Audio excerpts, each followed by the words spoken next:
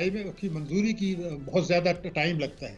अब चूंकि हमारी मईशत तबाह हो चुकी है, हमारे रिजर्व जो हैं वो 2.9 अरब डॉलर खतरनाक हद पर हैं, इसलिए ये मुनासिब समझा गया कि ये एक वर्चुअल मीटिंग अगर हो जाती है तो उसके बाद किस्त मिलने में मैं समझता हूँ बहुत जल्दी मिल जाएगी। महीने नहीं लगेंगे बल्कि दिन लगेंगे। ये एक वाहिद चीज हमारे फेवर। हर रंग का आया, हर रंग नस्ल वैरायटी का आदमी आपको दिया हमने। अब आप सोचिए कि किसी ने जो बुनियादी माशी ढांचा है उसको तब्दील नहीं किया। जय हिंद दोस्तों, मैं महेंद्र शर्मा स्वागत करता हूं वन वर्ल्ड हिंदी में आपका। उम्मीद करता हूं आप खुश और स्वस्थ है। दोस्तों आइए दिखाते हैं पाक मीडिया की एक और लेटेस्ट डिबेट जिसमें कैसे डिस्कशन किया जा रहा है पाकिस्तान के इकोनॉमी पे और IMF के साथ नेगोशिएशन और डील पे। क्या पाकिस्तान के साथ डील हुई है या नहीं हुई है? क्या पाकिस्तान अगर डील होती है तो पाकिस्तान के ऊपर इसके क्या असर पड़ेंगे और कैसे पाकिस्तान में आने वाले समय में किन किन बहरानों का और सामना करना पड़ेगा, क्योंकि पाकिस्तान की इंडस्ट्री लगभग तबाह हो चुकी है। वो तो लगभग के बराबर ही थी पहले।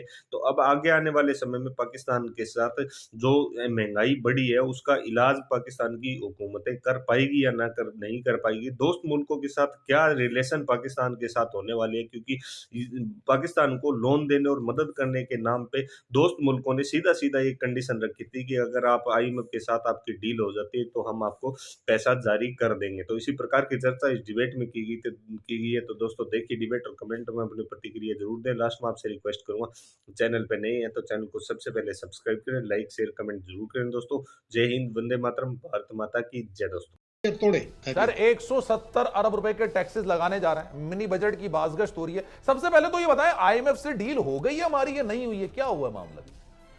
मैं समझता हूँ अमली तौर पर तमाम मामला तय पा चुके हैं और अब ये मुझे यकीनी नजर आ रहा है कि पीर को जो वहाँ वाशिंगटन में जो मीटिंग होगी उससे पाकिस्तान का फायदा ये होगा कि स्टाफ लाइफ लेवल एग्रीमेंट जब होता है उसके बाद IMF की मंजूरी की बहुत ज्यादा टाइम लगता है। अब चूंकि हमारी मईशत तबाह हो चुकी है, हमारे रिजर्व जो हैं वो 2.9 अरब डॉलर खतरनाक हद पर हैं, इसलिए ये मुनासिब समझा गया कि ये एक वर्चुअल मीटिंग अगर हो जाती है तो उसके बाद किस्त मिलने में मैं समझता हूँ बहुत जल्दी मिल जाएगी। महीने नहीं लगेंगे बल्कि दिन लगेंगे। ये एक वाहिद चीज हमारे फेवर में गई है। और सर ये किस्त कितनी होगी सर अंदाजन, और इससे कितना सहारा मिलेगा? देखिए हमें मिलेगा 1.17 अरब डॉलर, यानी तकरीबन 1.2 अरब डॉलर मिलेगा। लेकिन इसके साथ साथ ये होगा कि आपके दोस्त ममालिक हैं जिन्होंने IMF को तहरीरी तौर पर यकीन दहानी कराई थी कि अगर IMF से मामला तय हो जाते हैं तो वो पैसा भी मिलेगा। इसका मतलब मैं वाज़ेह तौर पर आपको बता दूं क्या होगा। इसका मतलब ये है कि जो मईशत में इस वक्त बहरान की कैफियत है वो बहरान की कैफियत आर्जी तौर पर खत्म हो जाएगी। मईशत की मुश्किलात बरकरार रहेंगी। पाकिस्तान में महंगाई बेतहाशा बढ़ेगी, गुर्बत बढ़ेगी, बेरोजगारी बढ़ेगी और उसके साथ साथ ये होगा कि सनतों की पैदावारी लागत बढ़ने से बरामदात पाकिस्तान की मुतासिर होंगी और जब इतनी महंगाई होगी तो इससे फॉरेन डायरेक्ट इन्वेस्टमेंट है वो भी मुतासिर होगा। तो ओवरऑल जो है मईशत पर मनफी असरात होंगे। लेकिन बहरान की कैफियत जो थी और ये जो तलवार लटक रही थी ये कुछ अरसे के लिए टल जाएगी। लेकिन मैं, क्योंकि आप माहिर माशियात हैं, आप ज्यादा बेहतर तरीके से जानते हैं, कुव्वत खरीद होती है एक इंसान की, और अगर कुव्वत खरीद लोगों में होती है तभी इंडस्ट्रीज लगती हैं, तभी एक जो स्टेट आदमी होता है वो फिर चीजें बेचने के लिए मार्केट में आता है, जॉब्स भी फराहम करता है और अपनी प्रोडक्ट भी सेल करता है, क्योंकि अवाम में कुव्वत खरीद है। सर ये कुव्वत खरीद जब खत्म हो जाएगी तो फिर तो सर बिल्कुल ही भट्टा ही बैठ जाएगा ना फिर पूरा। मेरे ख्याल से हालात उससे ज्यादा संगीन है। असल मसला ये है नहीं है इस वक्त। तो ये ऐसा है कि जो 11 महीने में तबाही बर्बादी हुई, आपके इल्म में भी है, हमारे इल्म में भी है, IMF से मुआहदात किए, मामला तय किए और तोड़े। इसमें रुपए में सट्टेबाजी होती रही, उसके बाद स्मगलिंग होती रही, हुंडी हवाले का कारोबार फरोग पाता रहा, रिजर्व गिरते रहे, रुपए की कदर गिरती रही, महंगाई गिरती रही, बरामदात गिरी, हमारी फॉरेन डायरेक्ट इन्वेस्टमेंट गिरा, हमारी तरसीलात गिरी। अब इसके बाद मुल्क को खतरात था। तो इस वक्त मैं ये समझता हूँ कि बहुत सारे सवाल जरूर उठाएं, मगर ये मान लें कि इस तबाही बर्बादी के बाद हद ये आ गई थी कि अब हमारे पास ये चाराकार नहीं था कि सिवाय इसके कि IMF की शर्त माने या तबाह बर्बाद हो जाए। अच्छा सर, मैं इसको और आपसे चाह रहा हूं कि डिटेल में आप बता दें। हम इस नहज पर पहुंच गए थे कि 15 दिन बाद हमें पेट्रोल खरीदने के पैसे नहीं थे, अजनास खरीदने, क्योंकि जाहिर सी बात है वीट भी बाहर से ही आती है, गंदम बाहर से आती है, तो उसको खरीदने के पैसे नहीं थे। यहां पर बहुत ज्यादा सूरत हाल खराब हो जाती है। ऐसा ही है साहब, आपके इल्म है कि दवाइयों की एलसी नहीं खुल रही? आपके बिल्कुल बिल्कुल। जो है वो वहां पर माल पड़ा हुआ है, कई अरब डॉलर की एलसी की, ये तो चीज है। अब जो इस वक्त इशू है मैं आपको बता दूं, अब इस वक्त जो इशू है, इस वक्त इशू ये है कि पहला सवाल मेरा ये होगा, ये मैं ये कहता हूँ जी, अब तबाही के बाद, इतनी तबाही के बाद कोई चारा नहीं था सिवाय इसके कि इनकी शराइत मान लें। लेकिन सवाल पैदा हो रहा है, पहला सवाल, मैं जिम्मेदारी लेता हूं कि जो मैं कह रहा हूं वो सही है। ठीक है। अगर मुस्लिम लीग नून के मंशूर पर सिर्फ टैक्सों और तवानाई के पर अमल किया जाता, बाकी को छोड़ दें, तो ये बहरान की कैफियत नहीं होती।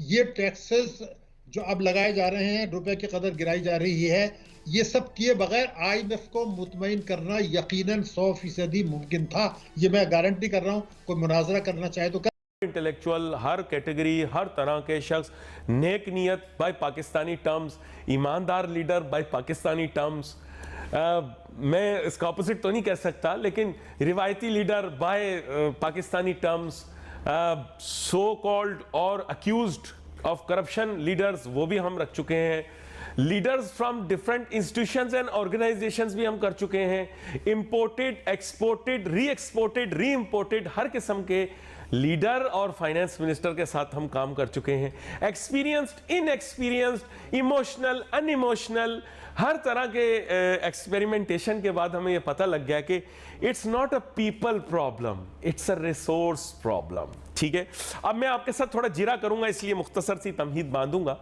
बात यह है कि पाकिस्तान के किसी सेक्टर को भी हाथ लगाया जाए तो इट इज़ वेरी फ्रेजाइल। पता नहीं आप के पीछे किताबें भी लगी हुई हैं, किताबें कुछ ऐसी होती हैं, पुरानी किताबें होती हैं, देखने में अच्छी लगती हैं, लेकिन अगर उन्हें खोला जाए तो उनका वर्क बिल्कुल बिखर सा जाता है। तो इसी तरह हमारी मईशत है, इसका अगर वर्क खोलूंगा तो सच आपको बताऊं कि वो आपके हाथ में it will turn to dust like ancient books. अब reality of the matter is कि आपके मुल्क की मईशत का ये हल या सलूशन है ही नहीं, आपको तो अनकन्वेंशनल हल ढूंढना पड़ेगा। आपका डिविडेंड कभी भी डेमोग्राफिक नहीं है, सिर्फ और सिर्फ जियोग्राफिक है। बड़ी स्ट्रेटेजिक बात की है मैंने, अब भी अगर आप ना माने तो आपकी मर्जी। जी डॉक्टर फरूख सलीम साहब। अली साहब, आज शुरू हम कर रहे हैं और बहुत सारे इख्तलाफात हैं मेरे आपके। हाँ करें। आपने 2-4 चीजें आपने कहा कि ये रिसोर्स इशू है पाकिस्तान के अंदर। मैं 100% अग्री नहीं करता हूं इससे कि रिसोर्स इशू है। मैं समझता हूं कि हमारे पास किसी किस्म की रिसोर्स की कमी नहीं है। मैं समझता हूं हमारा प्रॉब्लम मैनेजमेंट का है। जो रिसोर्सेज हमें हैं, हमारे पास खुदा ने दिए हैं, उनकी मैनेजमेंट हम ठीक नहीं करते। तो पहला इशू तो ये हो गया। फिर आपने कहा कि हमारी मईशत की कोई भी कल, शायद आपने कहा सीधी नहीं। और उससे भी मैं एग्री नहीं करता हूं। अच्छा चलें, ठीक है, बताएं। जिस माशी सेक्टर के अंदर हुकूमत घुसी है, उस माशी सेक्टर का बेड़ा गर्क कर दिया उन्होंने। जिस माशी सेक्टर के अंदर हुकूमत नहीं है, वो बड़ी जबरदस्त चल रही है। मैं आपके सामने 3 एग्जाम्पल्स आप देख लीजिए। एक गन्ने की फसल है, एक गंदुम की फसल है और एक चावल की फसल। जो गंदुम की फसल है उसमें हुकूमत घुसी हुई है, अपनी सपोर्ट प्राइस बताती है, कोटा देती है, किस फ्लोर मिल में कितना आटा जाएगा। फिर एक वो पैस्को जैसा बीच में दायरा छोड़ा हुआ है, और जहां पे वो 3-4 लाख टन कहते हैं कि चूहे खा जाते हैं उनकी गंदुम। एक फसल ऐसी है जिसमें हुकूमत नहीं है, वो चावल है। आपने कभी सुना है कि चावल की किल्लत हो गई पाकिस्तान में? कभी नहीं होती। आपने कभी सुना कि चावल की कीमत जो है वो आसमान से बातें कर रही है? नहीं होता। चीनी की किल्लत होती है, गंदुम की किल्लत होती है। चीनी की कीमत आसमान से बातें करती है, गंदुम की कीमत आसमान से बातें करती है। दोनों सेक्टर में हुकूमत घुसी हुई है। तो एक तफरीक कर लें कि जिस सेक्टर को हुकूमत ने छोड़ा वो बड़ा जबरदस्त चला, जिसमें हुकूमत ने पंगा लिया उसका बेड़ा गर्क कर दिया और 23 करोड़ पाकिस्तानियों का नुकसान कर दिया। तो आपने तो हुकूमत को मेडूसा बना दिया, उसने जिस चीज को देखा वो पत्थर की हो गई। बिल्कुल ऐसे ही आप सोचिए। आपने कहा कितने वज़ीर खजाना आए पिछले 5 साल में, 6 तो आपने और मैंने देख लिया। हाँ, हर रंग का आया, हर रंग नस्ल वैरायटी का आदमी आपको दिया हमने। अब आप सोचिए कि किसी ने जो बुनियादी माशी ढांचा है उसको तब्दील नहीं किया।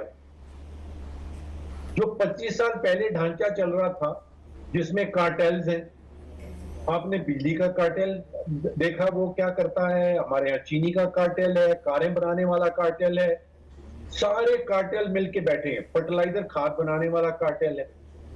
जितने वज़राए खजाना आए पिछले 25 सालों में, उन्होंने किसी कार्टेल को टच नहीं किया। बुनियादी माशी ढांचा वही रहा।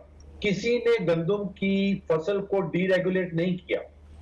किसी ने ये नहीं कहा कि गन्ने की फसल को डीरेगुलेट कर दें। भाई, जिसका दिल चाहता है चीनी की मिल लगाए, जिसका दिल चाहता है गन्ना उगाए, जिसका दिल चाहता है जितनी मर्जी चीनी दुनिया में कहीं से इंपोर्ट कर ले। हुकूमत को क्या तकलीफ? किसी ने ये काम नहीं किया। सर, आपने सुना है एक मशीन इजाद की थी वेस्ट वालों ने, उसका नाम है ATM, automated teller machine. Sir, उसके बगैर कोई मुल्क का निजाम नहीं चल सकता, सियासत नहीं चल सकती। अब आप खुद समझ जाएं कि इन दोनों चीजों का आपस में क्या ताल्लुक है। अब आपने ताल्लुक कर दिया कि हुकूमत है और उनके साथ ATM बैठे हैं, और तीसरा फरीक आपने कर दिया 23 करोड़, उनको आप भूल गए। आपको भी ATM का ज्यादा ख्याल है, हुकूमत का ज्यादा ख्याल है। वो जो 23 करोड़ हैं, जो गेम जिसको हम कहते हैं रिवर्स रॉबिन हुड, आपको याद है कि वो रॉबिन हुड की एक कहानी हमें सुनाया करते थे कि वो गरीबों से पैसे छीनता था, लूटता था और गरीबों की जेब में डालता था। अमीरों से छीनता था, गरीबों में डालता था। एक हमारी हुकूमत है, ये रिवर्स रॉबिन हुड है। ये गरीबों की जेब से निकालती है और अमीरों की जेब में डालती है। और अली साहब, आपको भी या ATM याद रहते हैं और या हुकूमत और वो सियासतदान याद रहते हैं। वो 23 करोड़ पाकिस्तानी जिनकी जेबें खाली हो रही हैं, जिनकी जेब